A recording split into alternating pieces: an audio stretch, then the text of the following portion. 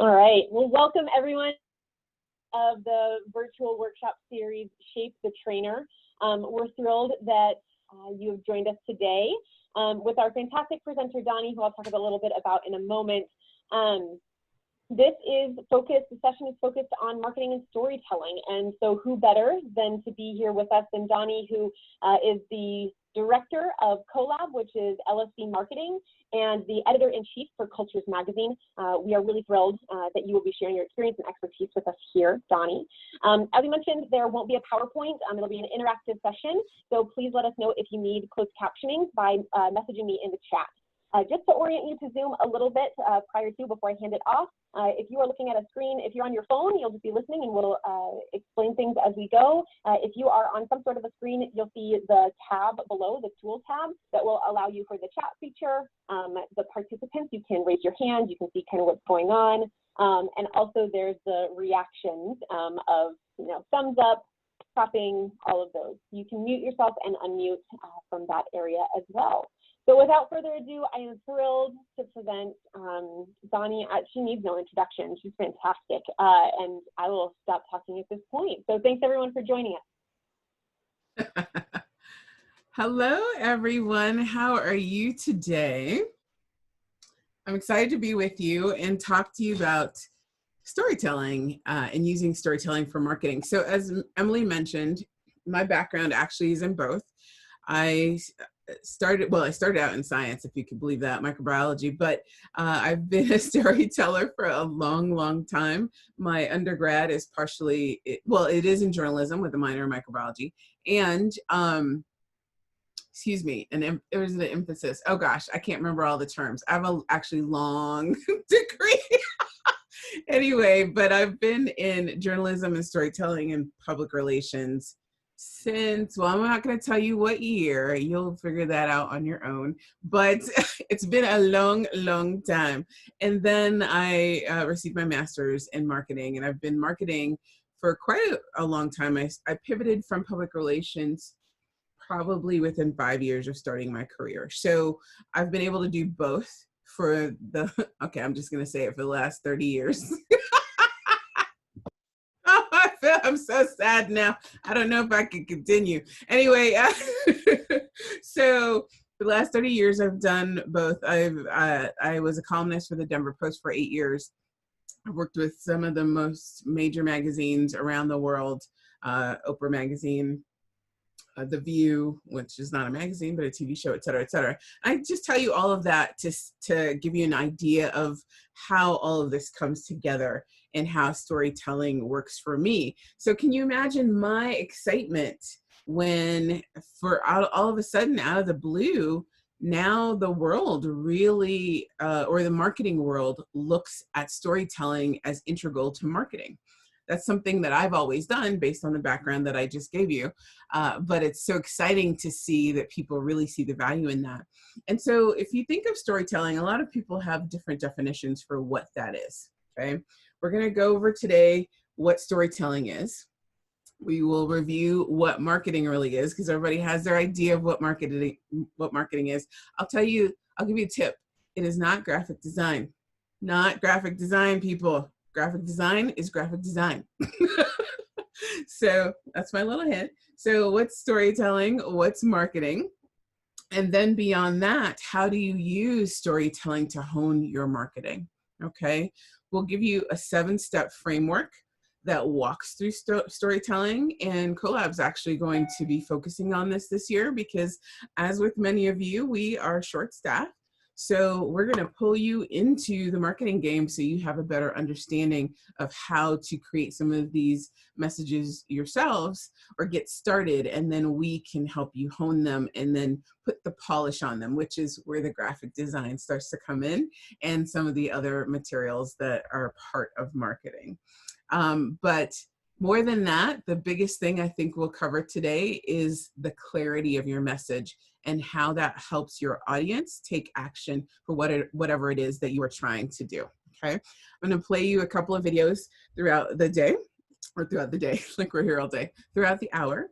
And hopefully they will really show you how this framework is implemented in such a way that in everyday life, you don't even see it. but it really impacts you and helps tap into your emotion. And that is what gets people, along with the clarity of your message, to take action. Okay, so without further ado, we'll talk a little bit about marketing. So the other thing, this is a really interesting and scary time in marketing, I think. We're going to be interactive, and I would rather people talk, but there's quite a few of us here, so I'm going to ask you all to put notes in the chat. I'm so sad that I won't be able to have a bunch of you talk, because I think it's fun when we do that. But in the chat, I'd like you all to tell me if you have had marketers. Tell me what your experience with marketing is in 5 words or less in the chat, okay? And I say that because this is such an interesting time, because on social media, I see so many ads saying, oh, we can show you how to do marketing. We can show you how to get customers. Oh, it's about the sales funnel. Oh, emails are dead. Oh, social media is dead. What else have I heard? Everybody's saying, oh, YouTube videos are dead. Facebook ads are dead. Everyone says everyone else is dead. And here's what's interesting about it. And I actually see this in politics as well. It's not necessarily that they're wrong in the facts that they use to back themselves up, but it's just a piece of the puzzle, and they're presenting it as if it's the entire pie. Hence, people often thinking graphic design is marketing. Marketing is marketing because it's its own thing. Graphic design is a piece of that. Graphic design is its own thing. So you'll hopefully never see a marketer market themselves to you as a graphic designer, right? Each of them has their place, and they come together to create a cohesive pie to help you achieve your goals, whatever they are, whether it's to get people to attend your events, to purchase something from you, to do something that you'd like to do, to take action. That is the key. And that's the difference with marketing. And some people feel like marketing is manipulative because it taps into emotion. Emotion is why people do things. Emotion is why people make decisions. Emotion is how we connect. So if we don't connect with you, then we can't necessarily show you that what we have is what you need, whether it's to come to that event, to join this group, to purchase this product. And so some people feel manipulated by that, and you can be, based on the example that I just gave of sometimes not the entire picture is given, but just a piece of it as if it is the entire picture for you to make a decision. So I think even at CSU, you're going to find over the course of the year, there are a number of different people that, or terminology that's used for people who are part of the marketing framework. So you could be a customer, right, if you're in business. But when marketers are talking, great, I'm looking at some of the comments here. Marketing, strategic, intentional, influential, impact, powerful. I like that. Thank you, Lindsay. And Emily, charged, value-laden, compelling, fast. Marie Terrell says branding, selling, image, influence. And Sarah said, great marketing is love makes a Subaru. That is great marketing, Sarah. You'll see that in one of the 2 examples. It's not that commercial, but it's similar when I play it. So even at CSU, you will find a number of these terms. And I want you, when you hear them, to think of them. They're all really the same thing, but they're used to describe the people that are part of the process for their individual, or for that individual framework. Let me explain further. So for a university person that you're trying to market to, it's often called a constituent, all right? Admissions is using this framework right now. Was anyone here part of, well, not everybody has their video on, so please feel free to put it on or put a hand up in the chat. Was anyone part of the admissions Carnegie Darklit workshops this March? Anybody? No? Okay. About 250 people at the university took part in that. And it was basically to see what the university's personality is. And the term they use is archetypes. Okay? Archetypes. So and it was very, very good. And it shows what we aspire to be, what we really are, and how to make those 2 come together so we could be who we think we are, okay? And someone in the comments had talked about branding, and that's one of the keys in branding. the image that you're portraying needs to be congruent with the image that you'd like to portray or who you think you are. Otherwise, it doesn't work. People won't trust you, right? So archetypes, that is what often is used to speak about the audience in marketing. Another one is persona. Who has heard that? Anyone heard persona? Yes, so persona typically is a design term, right? It's the person that you're trying to attract, the person that you're speaking to, right? Archetype is the one that admissions is talking about as to who we are and the people we're trying to speak to. And then persona is for design. Now in digital, who's heard the term avatar? Of course, we know avatar is what's on our social media, etc. Now, ideal customer avatar is a marketing term when you're trying to choose who is that ideal person that you're trying to speak to at once so that your message is clear, okay? That doesn't mean that you don't have a number of different people that you're speaking to. It means that you have one person in mind. It's as if I was speaking to Emily, but Emily is the embodiment of my audience. So she is the ideal customer avatar, and that's in digital. In marketing, obviously, audience is a word that's used very often. And I feel like I'm missing one, our avatar persona. Nope, I got them all. So you see all of those different things, constituents, audience, archetype, persona, avatar, they all are trying to talk about who is this person that we're speaking to? What does this person want? What are their needs? What are we trying to attract? And so as you hear those different things, and some people try to act like, no, this is the way to do it. No, what you mean is this. When you say that, you mean this. We all mean the same thing. So I want that to be clear. And back to what I was saying about what's really confounding to me in marketing these days is everyone's acting like there's one way to do this. There's not one way to do this. There are a number of different frameworks. As long as they all move you forward to the same goal, that's all that matters. So when we talk about storytelling, you think about movies very often, right? So in writing is my background. Of course, you tell stories, but movie makers have really gotten the formula down to stories. The framework basically is you have a character who meets a guide. So think Obi-Wan Kenobi for Luke Skywalker. Think, what's his name on for Katniss in Hunger Games? That Lenny Kravitz played. What was his name? Anybody remember? No? You know what I mean? But he was her guide. So a character has a problem and meets a guide that helps guide them through the problem, right? And that guide then gives them a plan of how they're going to work through the problem. Think of how many movies you've seen that say, here's the plan. This is what we're going to do. Here's the plan. Here's the plan.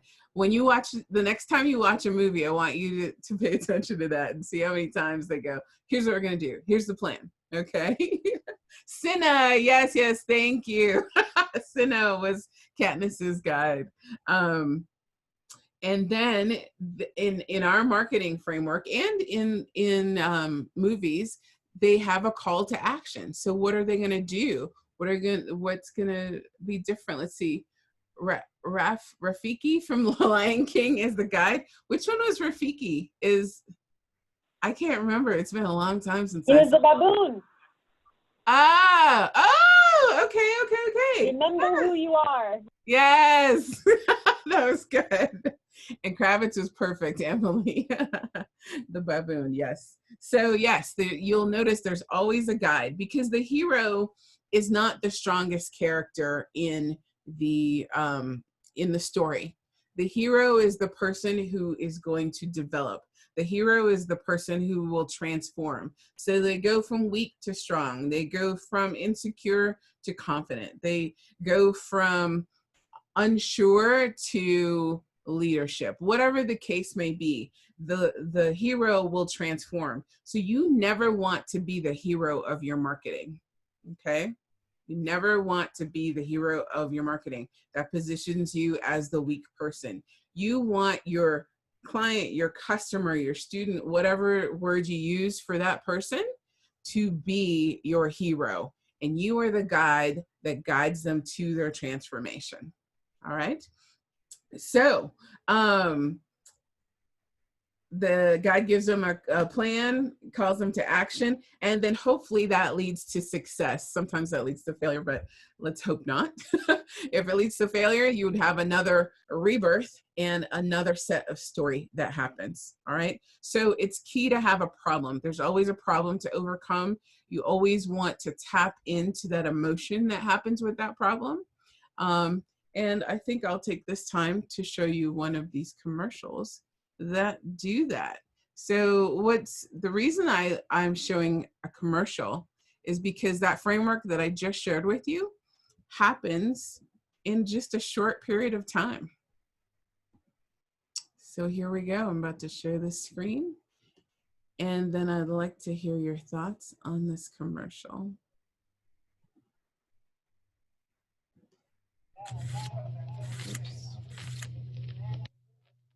Trouble.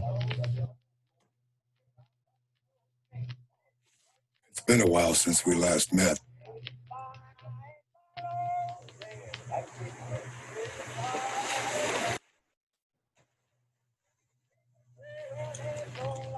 But I know you're still out there.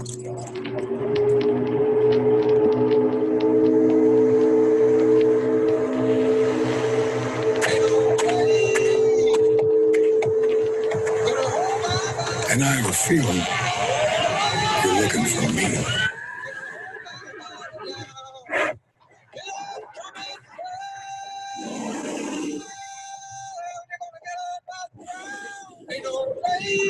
I wish I'd forget you.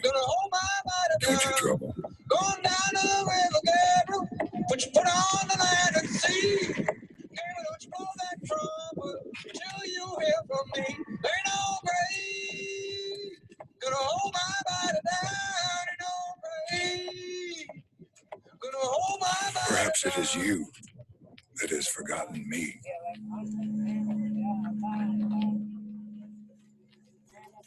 Perhaps I need to come find you. Remind you who I am.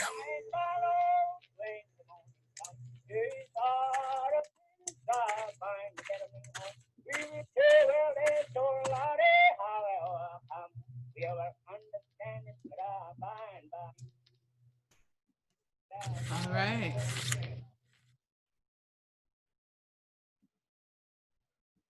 So, storytelling is one of the most powerful tools we have to compel the human brain. In that short commercial, can you see, well, let me ask you, did it evoke emotion for any of you? If you can put that in the chat. All I see is ha ha ha. Let's see what that was for. I really want to buy a burger now, a Gerber now. Emily, ha ha. I was expecting Gerber baby food. LOL. So, but how did you all feel with the commercial? Did it tap into you? Same thought. I thought it was baby food too. It might be baby food for someone. You could use your Gerber knife. Definitely not. It had a specific audience. It didn't tap into me, Latoya. Hello, Latoya. It didn't tap into me. Tell me a little more. A little cheesy from JVN. I want to have an adventure, be fearless, and challenge the wild. That's typically what people say. I do like the little cheesy. JVN, do you feel comfortable speaking to us a little bit? Yeah, I don't know what else to say other than cheesy as far as, you know, I didn't get it. I mean, it didn't talk to me. It didn't make me want to run out and buy a Gerber. It didn't, I don't know. I just thought it was, well, cheesy. And JVN, you very well may not be the audience that they're going for. So I love that you said that. And then Latoya also said it didn't grab me. More of the comments that are coming in had me question if it was for a knife or for a culture of adventure. And actually the answer is both. For me, for sure, pure ethos, escape, work, safety, utility. I felt a bit of physical anxiety during the danger scenes, to be honest. Interesting. That's really interesting in today's world too, and we'll get into that in a second. I felt a little bit anxious with the skeletons and grizzly bear. Okay, Sarah, thank you for that. Those are actually all very good comments. And I wonder, you know, it's so funny. The next commercial I play, it'll be interesting to hear you all's feedback. I was concerned because it has alcohol at the end. Maybe I should have been more concerned about this one because the action adventure scenes, it did evoke the emotion that they were trying to evoke. However, your comments are very well taken. You know, if it's not the audience that you're going to, do you want to have those types of images shown to that audience? Do you want those people to feel that? So interesting to track through assumptions of identities of who it spoke to and who didn't. That was from Emily, yes. And I think that's a good point, Emily. That's something that we have to deal with marketing all the time. So when you look at an ideal customer avatar, that is the point of creating that, is knowing exactly to whom you're speaking. Who gets what you're about? Who wants what you do, wants your product, wants to be part of what you are, to buy what you have, whether it's you want to be Beyonce or dare I say it, that you want to be the leader of our country, let's just say 45. There are different people that appeals to, and there are other people it does not appeal to. It's been interesting. I was reading comments on an Oprah video the other day and hearing the disparity of people and how they feel about her, from great love to great disdain. And in marketing, that is key. You definitely need to know to whom you're speaking and make sure that your message is pinpointing that audience. Now, a lot of people feel, let's see, what demographic is Gerber Knife Company attempting to sway towards their specific product? John S., it's probably people who are adventurous, who want to overcome trouble. And we'll go through the brand framework and what that means in that commercial in a second. Emily said, yes. Emma, yes. John, what did Emma say? I see what you meant by marketing being the guide in this video. It seemed like they were guiding adventurers to see that they need the knife. It's always there for you in a crunch. And that's what we're about to go over in a second. So whether the commercial itself appealed to you or not, typically it appeals to the audience that Gerber is going for. So did you see who the character is in this video? I see some head nods. I would say the character is the person, right? It's always the person. With a problem, and the problem is what? They said it very easily in the video. Trouble, right? Problem is trouble, and they gave all the different examples of what trouble looks like visually. So they meet a guide, and who is their guide? There you go, Latoya, yes, the Gerber knife gives them a plan, and the plan is to get out of trouble. We'll be more specific. Usually it's a 3-part plan. Do this, do this, do this. So if you want someone to go to an event, click the link. Let's say it's online. Click the link, fill out the form, start enjoying, or attend the event, something like that. You always want a 3-part action plan. And then it results in hopefully success, right? Now, the part of this which brings in the emotion is what you want or what you think your customer will feel or your client will feel or your audience will feel, right? They have identity and aspirational identity, much like the architect that I told you about for CSU, that they want to achieve. And that is the transformation they'll make from this to that. So by using your product, by coming to your event, by taking action, how do they transform from the beginning to the end person? Okay, that is the emotion that you're trying to evoke, and within that, that is the philosophical problem that you're solving. The emotion they feel is the internal problem. How it appears to you is the external problem. So I'll give you an example. External problem may be people don't understand me. That makes me feel invisible. That's your internal problem. I want to be confident. That would be the philosophical problem that is being solved in their transformation. Okay? So people don't understand me. External problem. How does it make you feel? That's the emotion, that's your internal problem. And this philosophical problem is, if I had to put it into words, it shouldn't be that way. Why is this wrong? Well, that's just plain wrong. People should listen to you, okay? And when they listen to you, you will feel confident, which is what you want to transform into. Okay, I'm gonna play this second video.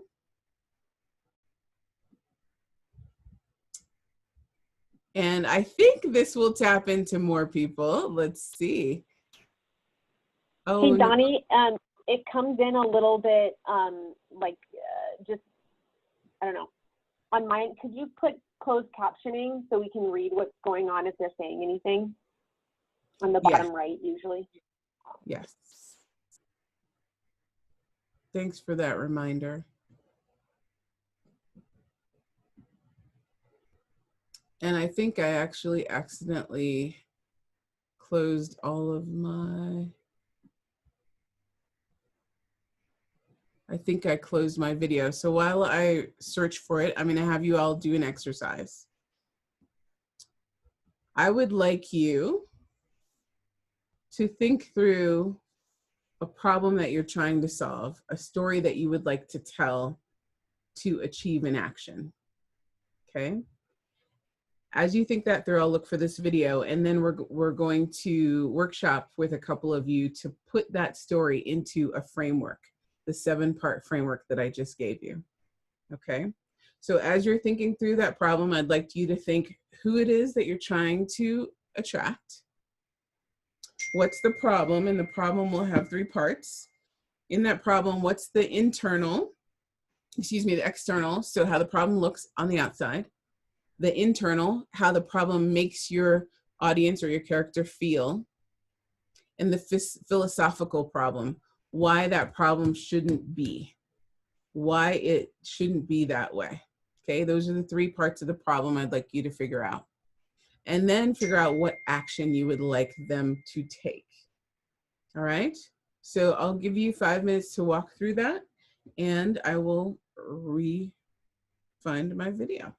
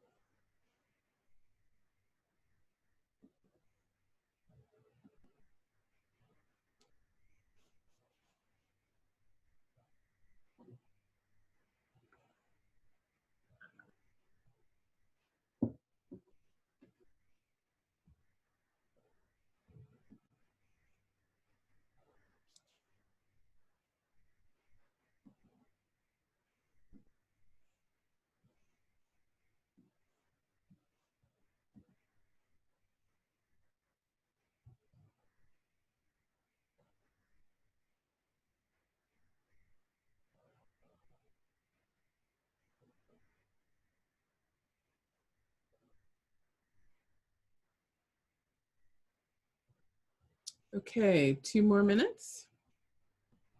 Your character, their external, internal, and philosophical problem, and the action you'd like them to take. Of course, you are the guide.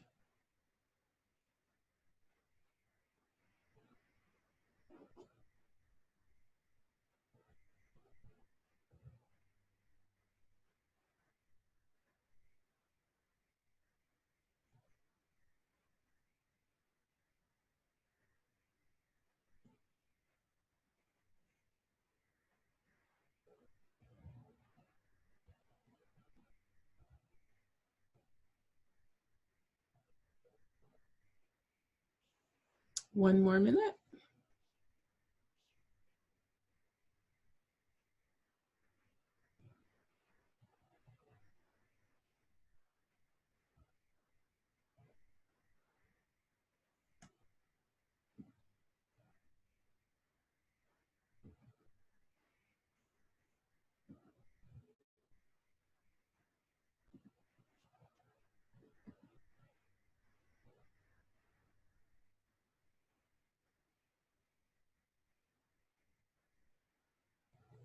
All right, that's 5 minutes. We're going to go over some of what you all are working on, if you so feel inclined to share, right after we watch this commercial.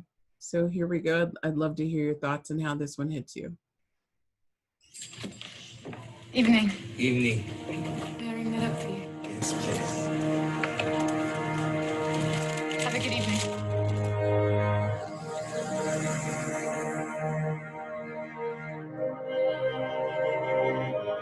Repeat after me. I, B, and C. C, E, B, C, D, E, F, G. No, not good. Not good. Just the sounds that words make. Cat, dog, calamari. Trash on the beach. Good, good. Farm fresh.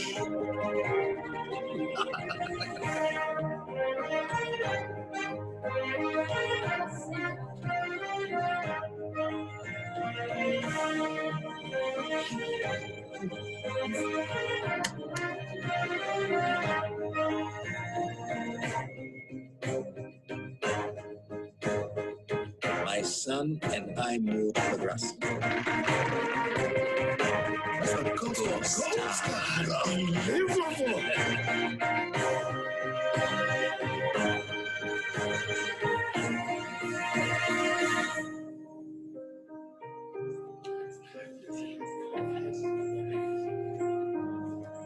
Dad, hey, Tubbs, I read your book. You read my book.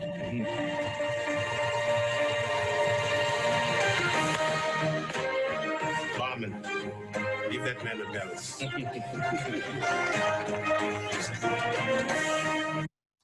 All right. So thoughts about that one? Do you see the story in that? And did it compel you at all?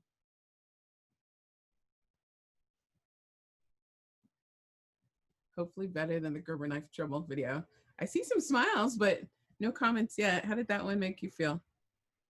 Heartfelt, tears. We get a lot of tears with that commercial. Do you all see the problem in that one? The action he wanted to take, how he may have felt before, and the transformation, right? That short little clip is really what you're trying to get in your audience with your marketing. That is the formula that movies use. I do not see the connection with the beverage. So John, I'll get to that in a second, John. That is the formula that movies use to hook you. And some do it well and some don't, right? The key though is knowing your audience, being very clear about who your audience is and what the message is and the emotion you're trying to evoke. So John, it's the hook, it's the pathos. John, not seeing the connection is very honest. There's some marketers that are very much about direct marketing. Here's the beverage, drink it, it's good, whatever the case may be. This is not that. In this particular path that they chose for their storytelling, they're trying to pull in the emotion, how this beverage makes you feel. because they want a specific audience to have loyalty to them. I like the adult literacy better. I don't like alcoholism. I can understand that. That makes a lot of sense. So in their case, they're trying to use the story of this parent and the son to show the emotion and the love that this drink supposedly does. You drink this whiskey when you're excited and celebrating? I'm not sure who you're asking, Aisha. I don't drink, but the example is supposed to be about storytelling. So that's why I use this commercial. So hopefully that is, I forgot about the alcohol. I just like the story. And that's typically, I mean, that's the way it made me feel. I don't drink alcohol. But I remember this commercial. I remember this whiskey because of the commercial. And that is why they're trying to tap into your emotion. Okay. So hopefully we can see that and not the alcohol part of it, see the story that they're trying to tell you and how you can evoke that emotion for people to take action on whatever it is you want them to do. So let's look at the time, 11:09. I want to get into some of the problems that you all want to overcome with your audiences. So just a reminder of the framework and why clarity is important. So the framework and the storytelling really helps you be very clear about who you're speaking to, what you want them to do, and how they're going to transform by working with you. By you being the guide and not the hero, that is what makes the difference in them taking action or not, okay? A call to action is very important. Call to action is something, some people say discover, and we've done this at Colab, discover, check it out, that kind of thing. Those are soft calls to action. Really, you need something that gives more direction to someone. Click here, get started now, do this today, okay? Those are if you want someone to take action right away. A transitional call to action is when someone isn't ready to work with you yet, but you want them to stay in touch. So you say, hey, check out our website or come visit us, leave us your email and we'll keep contacting you. So just like a realtor who sends you a calendar every year or a magnet, 4 times a year, they want to stay top of mind. When you do something transitional, you want to stay in their mind. So when they're ready to take action, that they do so. Often in our particular instance, we don't have that time. If we want them to go to an event today, we need to tell them, go to the event today, buy a ticket now, do this, join our club, whatever the case may be. So hopefully the emotion that you're tugging in the audience that you're focusing on makes a difference. So they want to take action today. Okay. So anyone want to share the problem that they came up with and the audience that they have in mind?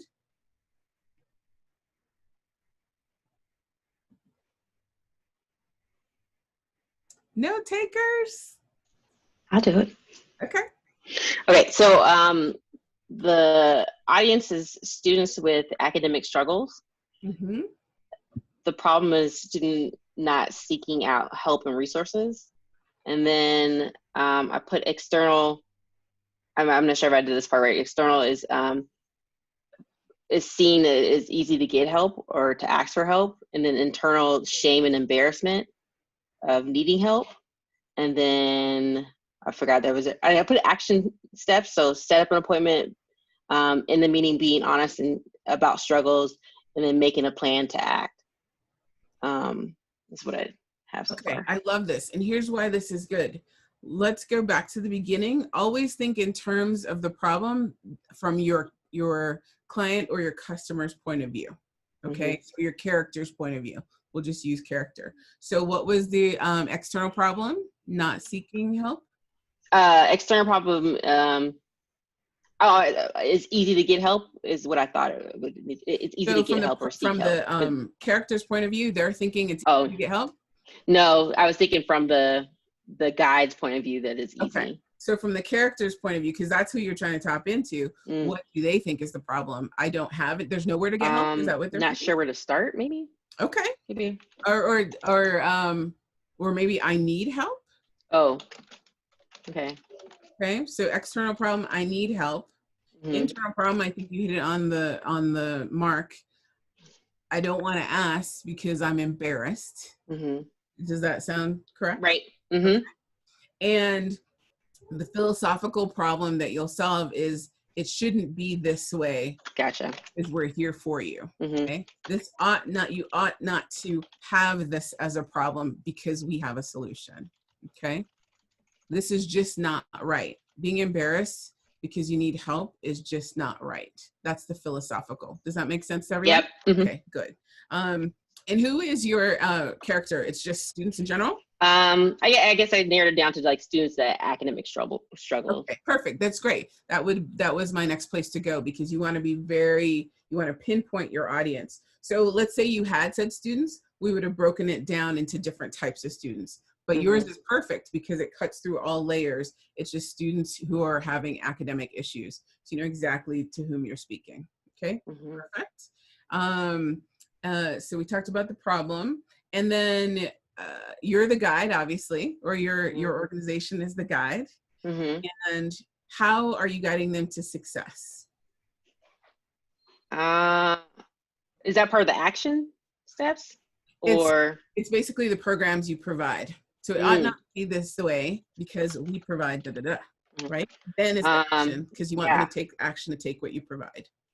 So I guess the guide would provide a safe and non-judgmental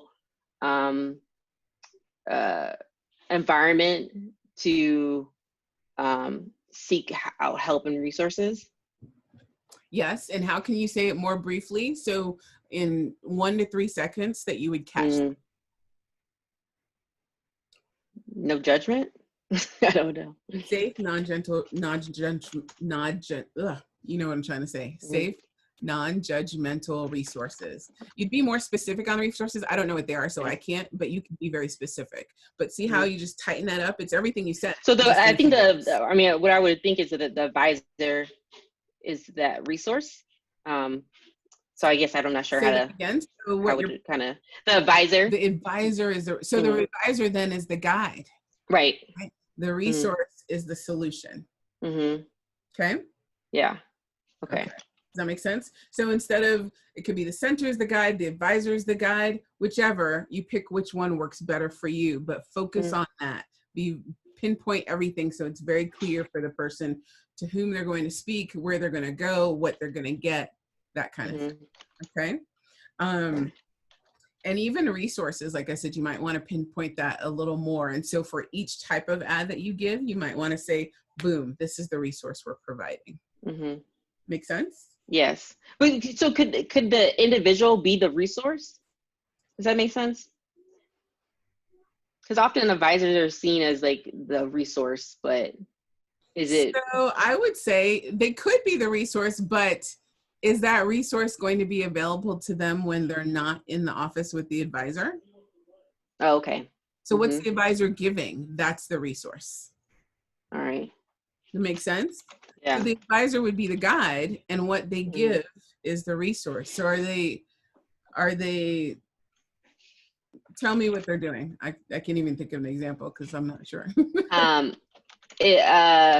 I think helping a student talk through problems and kind of narrowing down potential resources, and then often creating some type of outline or plan for a student to take action. Okay, I see what you're saying. So the problem I'm having, see how you said they outline potential resources? So they're giving other resource. They are the guide giving the additional resources, right? The actual resource will be the resource that they get. Okay. Make sense? Yeah. And that's something you'll have to think through just because it's very specific to your area. So as long as you're super clear with that, because think about that. Think of it from your character's point of view. If you're going to give me resources to be better at school, but what does that mean? Are you going to give me tutors? Are you going to give me a framework? I mean, what am I getting other than talking to someone? Because talking to someone might make me feel better. It might bring my anxiety down for the moment, but later, what do I do? What do I get? How will this help me transform? Could it be like the advisor empowers students with knowledge, or? It could be. if that is your, if that's what you want them to have, right? Mm-hmm. So you have to be, this is the hard part. You want to be, think this through very much. The first hard part is making sure you're very clear on who your audience is. The second hard part is making sure you're very clear on what they will get, what you provide to them, right? The thing about marketing, and the thing that's hard with what we do, is we have so many different audiences and so many different tools. We want to throw them all in one basket, but then we're not saying anything, right? So always think in terms of your character. What are they hearing? Are they just hearing you say, oh, we have resources for you, but what does that mean? Do they understand what that means? So, so maybe I'll give you an example for the Student Center. In the Parent and Family Program Guide, we might have the same ad, but the language speaks to parents only, right? And specifically what we provide to a parent. To an incoming student, and we'll even break that up to first year versus transfer, we say specifically what they will get when they come to the Student Center, right? What they can expect. So specifically, what can you do for your audience member, for your character, and break that down for every channel that you're speaking to them in, right? And choose one thing each time, right? That is the hardest part, I think, for people to grasp, because it seems like you're not doing enough. You're not saying enough. Or more than that, there's a lot. But if you're throwing out buckshot and no one gets hit, that's a terrible example. If you're throwing out casting a wide net and you catch nothing, is it better to focus in one area and get a plethora of fish? Okay? So for every different type of thing you want to do, you have different verbiage. Okay. And so what we do, here's what's good about this and us talking it through. This is what we would help you with, or this is where you'd start. You have the framework, you could start thinking about it. So then when you come to a marketer, you're more clear on to whom you're speaking, what you want to do, what the problem is, and the outcome you want. And then the marketer can more easily help you get there. Gotcha? I mean, so then that way, if you want to do it on your own, you can. Just know, put the time in to really think it through, hone it down till it's so clear that nobody can misunderstand who's doing what for whom and what the outcome will be. The other part of that is you can just start with a framework and you're very clear as to what you want, what you want the outcome to be and who it's for. And then you bring that to someone who's doing your marketing and they can come up with a message from there. Okay. All right. The point is clarity. That's the place that most people fall short of in their marketing. So, would you like, and maybe I missed this because I came in a little bit late, but like what kind of activity would you like when you're thinking about like the multiple folks that might be a part of a organization or a department? How do you get to that clarity? Like what do folks have to do? What activity or process that needs to happen? So this was super short. I tried to cram a lot of things into an hour, but basically you'd have a quick overview like this. I'd give you a framework and have people walk through and think about what their area is, the 7 parts, what they're trying to get, who it is. And often they're going to have to go away and think about it, not in that arena, because it takes so long to be clear, truly clear on who your audience is, what they want, and what you can give to them. Okay. Did that answer your question? So I guess what I'm hearing is that you probably would need some, like if we were trying to create this this narrative, this story, that that would be helpful to have someone that's in the field of marketing. Like you couldn't just necessarily do it on our, like we sit around as an organization and be like, what do we do? And just kind of see what the themes are. Yes, I can send you an overview of the framework. So yes, you could do it. I'm just saying it would be a lot of work. And that doesn't mean it can't be done. If you did have someone who's more adept at marketing, they would be able to guide you through more quickly and more adept at this framework as well. But either way, you can do it on your own. You can do it with someone. It's just the amount of work it will take. It's just like, you know what you're doing, right? In your field. So you can advise someone very well. If I were just starting today, it would take me longer, but I probably could figure it out, right? So the reason I'm providing this to people is because most people have no place to start for marketing. And I want them to start thinking through, what is it that you're trying to do with your marketing? Right. Where are you going? What action do you want people to take? Who are you addressing? And why is it important to them? Right? So even if you just have those things, it'll make your marketing better.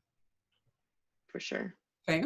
And Awesome. if you have the ability, so this is actually what Colab is going to focus on this year, is working with all of our departments to show them how to do this. So whether they can afford us or not, they have some direction on how to make their marketing better. So we'll go through and give workshops for people and have them fill out the framework. And for those who are clients, they can then bring that information to us and make the whole process easier for everyone. Okay. So whatever level you are, you should be able to do it. And I can give you guys a 7-part that just walks through all the pieces that we just did. Yeah, I would love that. Yeah. Thanks. You're welcome. So we're almost out of time. Any questions? I missed this, Emily. I think the advisor could be the empowerer to the student belief in self and ability. I love that. And that could be the transformation. Like, who's the student transforming to? Are they confused when they come to you? Are they scared? Are they nervous? And what does that mean? Are they confident? Are they empowered? You think of what's the new identity they will have when they will transform. You're right. Okay, good. Anybody else want to share? In the few minutes we have left, we might not be able to finish it all. I would be happy to share. Okay. So my character is students with disabilities. Okay. And the problem is a lack of community. So isolation. Oh, I like that. The connection, or it shouldn't be, because we are creating community. And so then we have an event to foster that change. So the external problem is isolation. And the internal problem is, so how does that isolation make them feel? Isolation makes them feel like they don't have a connection to CSU, that they don't have a friend group they can confide in. So they feel alone? Yes, they feel alone. Or maybe even scared. Might be, scared is more of an emotion than alone. Does that sound? I think scared would be a good, okay, yeah, an accurate description. So students with disabilities is your character. External problem is that they're isolated. Internal problem that makes them feel scared. And the philosophical problem is no one should have to feel scared. Correct. No one should be afraid. No one should be afraid. Yes. Okay. So what would be your beginning identity? How do they feel? How do they appear now? And then what do you want them to transform into? I think they are appearing now as that person who is scared, who feels alone, who doesn't have those points of connection in CSU or the community as a whole. And then the transformation would be that they have those connections to relate back into as far as their disability, or they have people they can connect with. More confidence, I guess. Confidence. There we go. That's what I was looking for. So again, remember everyone, think in terms of your character. How does the character feel? Yes, they'll have community, just like they'll have resources, but how will they feel? They will feel confident. So from insecure to confident would be the transformation. Right? And so they're no longer alone, but that's part of the path. That's what you've offered to them. Right? So Latoya, we talked about the path that you provided, but I didn't go too far into that. Sorry about that. Aisha, what are you offering to them that makes this difference? You said you're offering community, but how? Like, what's the specific item you're giving? An event, so a place for them to come together to build confidence through conversation with other people. So like something we have considered doing would be an event where everybody comes to paint or everybody comes to sit and do an activity, but also talk about what they're experiencing. So if you're putting out a call for a specific event, you would just name the event and say what it is. Okay. Okay. And then you would let them know how it makes them feel. So what's the path for them to take advantage of this opportunity? So 1, 2, 3, what do they do? So let's say you have said event. Mm-hmm. How would they become part of it?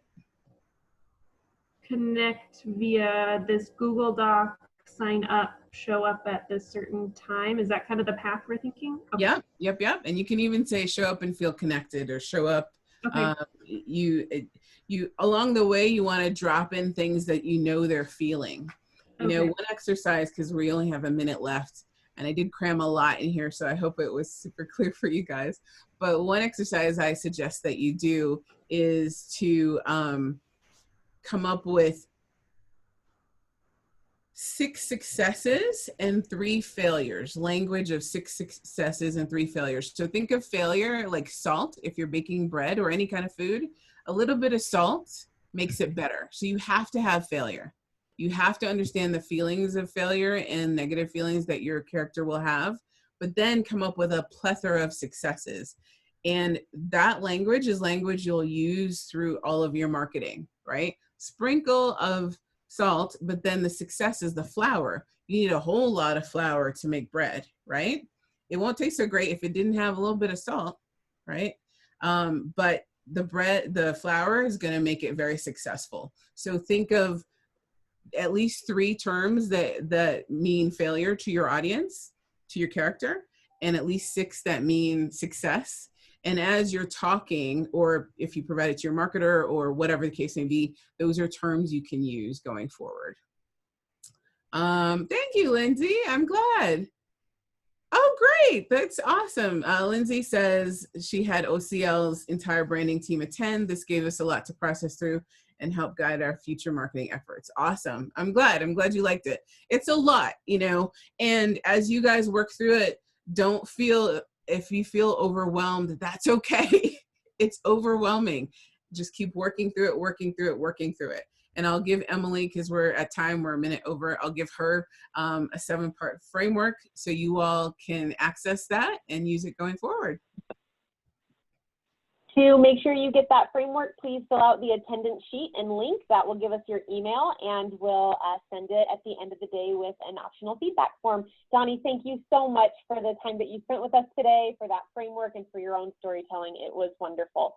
Let us know if you have questions. The next workshop starts at noon, and we hope you all have a great day. Thank you, and thanks. Hopefully that was helpful for you.